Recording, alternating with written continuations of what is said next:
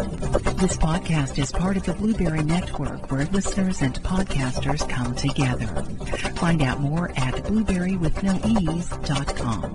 The Eat Sleep Right podcast is brought to you by generous grant from the Built on Dreams Media Network, with additional funding by the Sims Media Foundation, and from the generosity of listeners like you. Stand by, please. Rolling on 6. Wrong sense.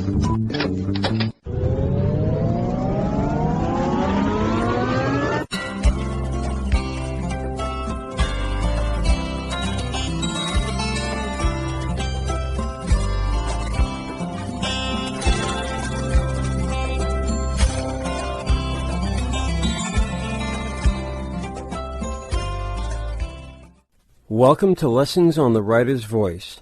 Gain trusted advice and perspective from writers featured on Eat Sleep Right.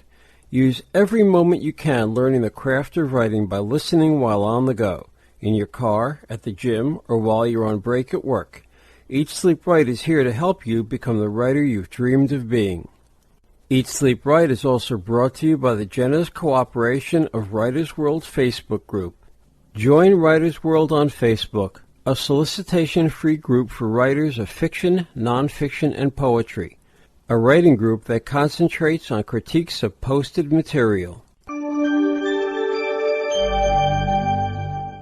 A Lesson on Ballad Poems by Nikki Ann Schmutz, Eat Sleep Right poetry editor. Read by Adam Scull. When I hear the word ballad, I think of music. True, ballads make wonderful songs. After all, songs are poetry put to music. But where did the ballad come from? In reality, the ballad originated in musicality as a European folk tradition and was accompanied by musical instruments like the mandolin. Historically, ballads were not written down. They were memorized and passed on through generations using recitation. Around the 13th century, people started writing their ballads down. By the 14th century, they began to be printed and sold. It is argued that these pot poets were lower-class citizens using their ancestral stories in order to feed their families. The subject matter of the ballad is broad and deals with many themes: love, death, tragedy, crimes, plagues, religion, and even political propaganda. Like its brother, the epic poem, a ballad tells a story. It is oftentimes based on legend and may contain a lesson or moral. Like a story, a ballad is driven to its end by a plot containing one or more characters. Elements of high drama are used to push the story along, causing a hurried feel. They employ the use of vivid imagery used in a detached way.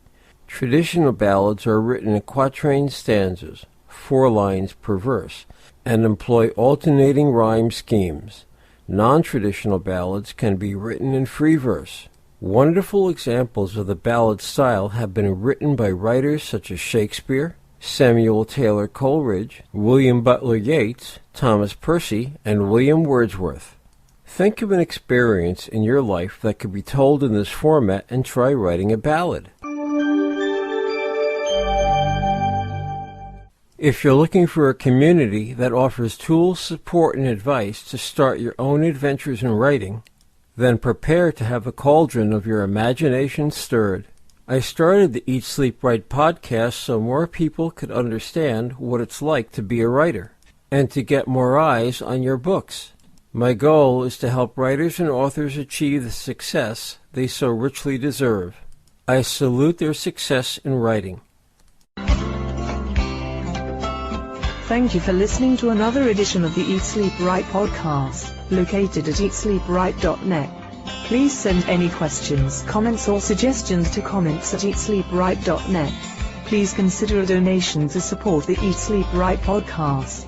Donations can be sent to our PayPal address at donations@eatsleepright.net.